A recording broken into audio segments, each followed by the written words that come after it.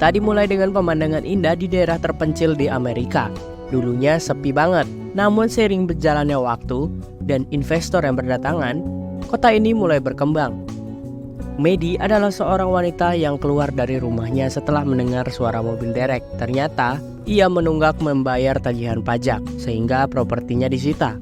Gary, mantan pacarnya, kebetulan yang menderek mobil tersebut. Ia pun mulai merayu Gary dengan mengatakan bahwa ia masih menyayanginya. Namun tanpa diduga, pria asing keluar dari dalam rumah Maddie dengan tanpa busana. Gary menyadari bahwa Maddie belum berubah dan masih suka gonta-ganti pasangan. Dan ia tetap memutuskan untuk menderek mobil Maddie. Karena tidak memiliki kendaraan, Maddie pun terpaksa menggunakan sepatu roda untuk pergi bekerja. Di perjalanan, Maddie pun melihat mobilnya terparkir, sementara Gary terlihat sedang membeli minuman. Maddie pun nekat untuk mengendarai mobilnya. Namun saat ia akan menginjak gas mobilnya tersebut, ternyata ia lupa untuk melepas tali ikatan mobilnya, sehingga ban belakangnya terangkat dan membuat mobilnya itu nyangkut. Untung saja ada Abby, temannya yang bekerja sebagai pengacara. Ia membantu untuk menyelesaikan masalah tersebut. Namun Abby memberi peringatan bahwa jika dia berulah lagi, maka SIM-nya akan dicabut. Maddie pun bekerja di sebuah kafe di pinggir pantai dengan teman kerjanya bernama Sarah dan suami Sarah yaitu Jim. Maddie curhat tentang masalah pajaknya yang menunggak dan Sarah pun memberitahu Maddie tentang lowongan pekerjaan yang sangat menarik. Sebuah keluarga yang kaya raya membutuhkan wanita muda untuk berpura-pura menjadi pacar sang anak. Jika berhasil, ia akan mendapatkan sebuah mobil klasik yang mewah sebagai imbalannya. Keesokan harinya, Maddie pun menggunakan sepatu roda untuk ke rumah keluarga tersebut. Pasangan suami istri yaitu Ellison dan Laird mempersilahkan ia masuk. Tapi setelah membahas umurnya yang sudah 32 tahun, keluarga mereka menjadi ragu terhadap Maddie. Maddie menjelaskan bahwa anak berusia 32 tahun tidak dapat diandalkan untuk pekerjaan ini. Laird menjelaskan bahwa putra mereka yang bernama Percy sangat introvert dan cenderung pemalu. Ia menghabiskan waktunya untuk bermain game di kamar. Meskipun begitu, ia juga memiliki keahlian dalam bermain musik. Namun sifat malunya membuat mereka enggan tampil di depan umum. Ia bertanya apakah Percy harus melepas status bujangnya, dan keluarga Laird menjawab pasti iya. Dengan begitu, ia berharap bahwa si Percy ini tidak takut dengan lawan jenis lagi. Namun mereka meminta Maddie untuk merahasiakan semua rencana ini dan membuatnya terlihat alami. Maddie pun berhasil meyakinkan keluarga itu. Di keesokan harinya, Maddie pun datang ke tempat kerja si Percy dengan berpenampilan semenarik mungkin. Percy terkesan dengan kecantikannya dan berpura-pura ingin mengadopsi seorang anjing. Percy menjelaskan dan memperkenalkan anjing yang bernama Milo. Namun sebelum ia mengadopsi, ia akan mengajukan beberapa pertanyaan. Ia pun akhirnya duduk di dekat Percy, tapi karena bangkunya kurang tinggi membuat si Percy ini menjadi heran dengan kelakuan si Maddie. Maddie tidak menjawab pertanyaan Percy dengan serius, sehingga Percy memutuskan untuk tidak memberikan izin adopsi. Percy kemudian meminta izin untuk pulang lebih awal dengan temannya yang bernama Crimson. Maddie pun dengan inisiatif mengajak Percy pulang bersama. Dan untuk itu, Maddie pun meminjam mobil Jim di sebelahnya. Meski Percy awalnya menolak diantar pulang, Maddie dengan sigap untuk mengangkut sepeda Percy sehingga ia dengan terpaksa ikut dengannya. Dalam perjalanan, Maddie pun berbicara kepada Percy dengan bercanda bahwa ia sedang membawa kabur anak orang. Percy pun sedikit panik, terutama ketika ia melihat jalur yang dilewati tidak menuju ke rumahnya. Ia pun berusaha untuk meminta tolong melalui pesan, tetapi handphonenya langsung direbut oleh si Maddie. Setelah selesai membawa Percy ke rumahnya, secara tak terduga Percy menyemprotkan merica wajah kepada Maddie. Maddie pun mulai histeris karena matanya sangat pedih. Namun Percy sadar bahwa Maddie tidak sedang melakukan penculikan. Ia pun meminta maaf kepada Percy dan mengajak Maddie untuk bertemu lagi nanti malam. Pada malam harinya, Maddie pun menunggu kedatangan Percy. Tiba dengan setelan jas tapi memakai celana pendek yang kocak, pelayan pun menanyakan apa yang akan dipesan mereka. Percy memesan susu soda, tapi Maddie memaksa Percy untuk memesan minuman beralkohol. Akibatnya karena tidak terbiasa, Percy malah memuntahkan minuman tersebut. Dan beberapa saat kemudian, mantan pacar Maddie yang bernama Travis datang. Dia menyombongkan cincin pernikahannya. Dia juga mengingatkan kepada si Percy untuk lebih berhati-hati dengan wanita yang ada di hadapannya. Setelah Travis pergi, suasana ketegangan masih berada. Ia pun mulai canggung. Maddie mengajak Percy ke tepi pantai yang lebih sepi. Di sana mereka mulai memaksa dan menemaninya untuk berenang di laut. Namun Percy menolaknya karena sudah malam. Maddie pun tidak ambil pusing, ia pun mulai beraksi dan langsung berenang di laut. Pemandangan itu membuat si Percy tidak bisa untuk menolaknya ikut berenang.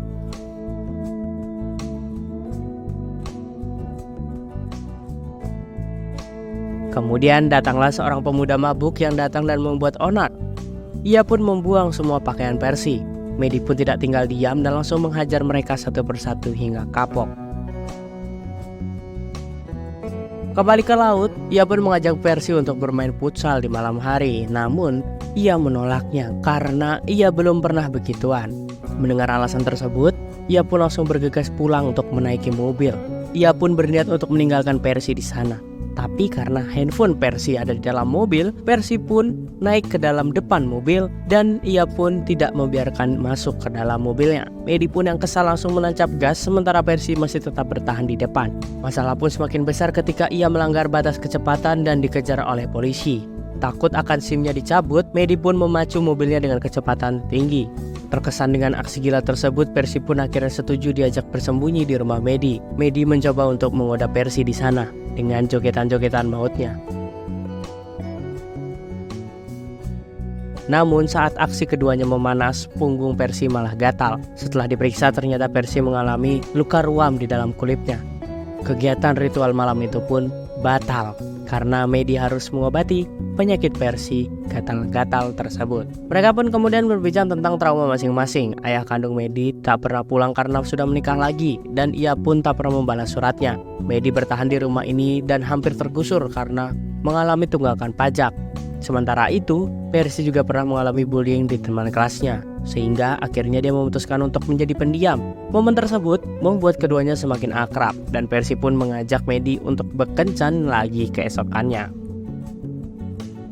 Keesokan harinya pun yang terjadi semakin seru. Ia membawa si Milo dan anjing lainnya untuk melanjutkan hari dengan bermain basket dan tembak-tembakan di time zone. Sampai akhirnya keduanya diusir karena melakukan curang dalam permainan. Percy memberikan hadiah topi minuman kepada Maddie untuk membuatnya kembali senang. Keberhasilan kencan ini membawanya menjadi jatuh cinta kepada Maddie.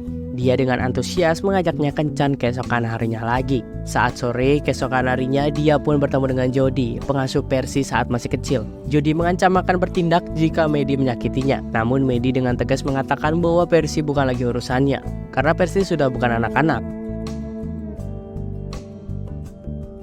Dan keesokan paginya, seorang pun datang menawari rumah si Maddie dengan harga yang cukup tinggi. Meskipun tawarannya menggiurkan, ia tetap bertekad untuk mempertahankan warisan almarhum sang ibu. Di malam harinya, Maddie pun dan Percy melanjutkan kencan mereka. Mereka saling bertukar bunga dan terlibat dalam sebuah percakapan romantis. Ketika Maddie menginginkan foto untuk mengabadikan momen, Percy mengungkapkan bahwa dia sengaja tidak membawa handphone agar sepenuhnya fokus mengobrol dengannya. Saat makan malam, Maddie pun memaksa Percy untuk memainkan piano. Meskipun Percy yang sedang pemalu, awalnya ia menolak. Namun dengan ancaman Maddie, ia pun berhasil untuk menurut. Alhasil permainan pianonya dan nyanyian Percy memukau banyak tamu, hingga mereka pun memberikan tepuk tangan meriah. Maddie terkesan kagum dan bakat yang luar biasa ia pendam ternyata mampu memukau orang dengan penampilannya. Belum juga kembali duduk, seorang temannya yang bernama Natalie datang dan memberikan pujian. Natalie mengajak Percy ke sebuah pesta malam dan tampaknya ia mengabaikan kehadiran Maddie di sana. Setelah Natalie pergi, mereka pun kembali berdua menyampaikan rencananya untuk rutin bertemu setelah kuliah Percy selesai. Lalu ia dengan tegas menolak ide tersebut. Ia pun menciptakan sebuah kebingungan dan sedikit kekecewaan bagi si Percy. Tanpa banyak penjelasan, Percy pun meninggalkan Maddie karena ucapannya barusan. Di dalam mobil, Maddie pun mencoba menjelaskan bahwa dia hanya ingin menjaga hubungan mereka tetap realistis. Namun Percy mengabaikannya. Bahkan ia mengambil sebotol anggur sebelum pergi ke pesta yang telah disebutkannya. Setelah menunggu beberapa menit dan memutuskan untuk masuk ke dalam pesta, ia pun mencari Percy. Namun ia diadang oleh beberapa remaja yang meragukan kesesuaian umurnya. Tanpa putus asa, Maddie pun akhirnya menemukan Percy dan Natalie berduaan di dalam kamar. Maddie dengan cepat masuk dan menghentikan kegiatan mereka. Beruntungnya Percy hanya mabuk berat dan tidak mampu bergerak dengan leluasa. Beberapa saat kemudian, orang tua pemilik acara tersebut memutuskan untuk mengusir Maddie. berniat untuk membantu Percy yang dalam keadaan mabuk tanpa sengaja justru menonjok leher Maddie yang menyebabkan Maddie merasa malu. Konflik tidak enak pun semakin memburuk. Saat dalam perjalanan, Percy menyatakan kesiapannya untuk bermain futsal dengan si Maddie. Saat itu, Percy mengungkapkan perasaan cintanya. Maddie merasa panik dan memutuskan untuk menghentikan kegiatan tersebut dan langsung pulang. Keesokan harinya, saat sarapan, Percy memberitahu orang tuanya bahwa dia sudah memiliki pacar, yaitu Maddie. Meski orang tuanya tidak terkejut karena hubungan itu telah direncanakan, Percy pun mengejutkan bahwa mereka mengambil keputusan untuk tidak melanjutkan kuliah dengan alasan Maddie tidak bisa dapat bepergian jauh. Sang ayah pun kesal untuk menegaskan bahwa Percy harus tetap kuliah. Namun Percy mempertahankan keputusannya dan mengklaim bahwa dia sudah dewasa. Ia pun meminta orang tuanya harus menghormati pilihan mereka. Untuk meredam perselisihan, sang ibu pun menyuruh Percy menunggu di luar. Ia pun lalu menghubungi Maddie dengan percakapan bahwa si Percy ini tetap melanjutkan kuliahnya. Dan ia juga mengatakan si Percy ini telah jatuh cinta sungguhan kepada si Maddie. Ia pun ingin Maddie untuk merayu sang anak untuk tetap melanjutkan kuliahnya tanpa beban pikiran. Hal ini dilakukan agar ia tetap mendapatkan hadiah mobil mewah yang telah ia janjikan. Namun tanpa disangka percakapan tersebut telah disadap melalui saluran telepon yang terhubung kepada mobil sang ayah. Hatinya pun hancur setelah mendengarkan semua ucapan mereka.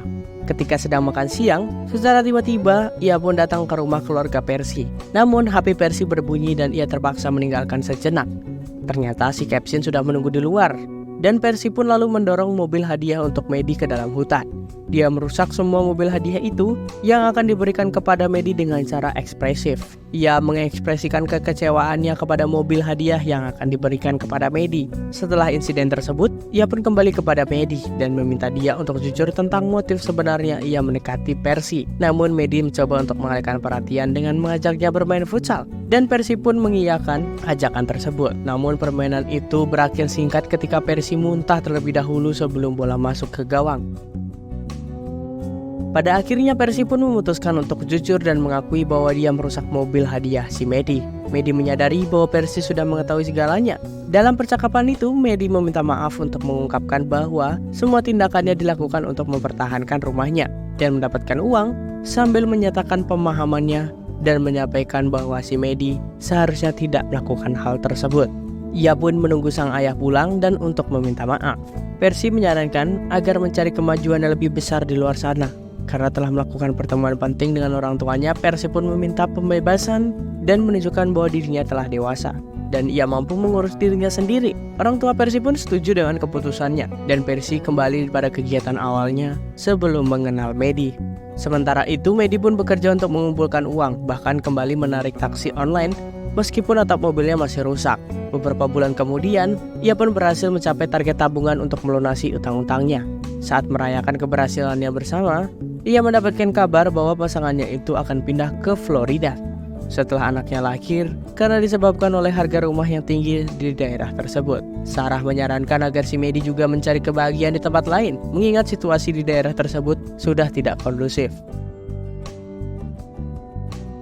Keesokan paginya, Maddie pun mencari Percy di berbagai tempat. Ellison memberitahu bahwa Percy sedang pergi ke kampus untuk mengurus pemberkasan. Ia pun pergi ke sana untuk menemui Percy, tetapi Percy masih kesal. Ia terus menghindar saat Percy masuk ke mobil. Maddie naik di depan dan menyatakan bahwa persahabatan mereka nyata.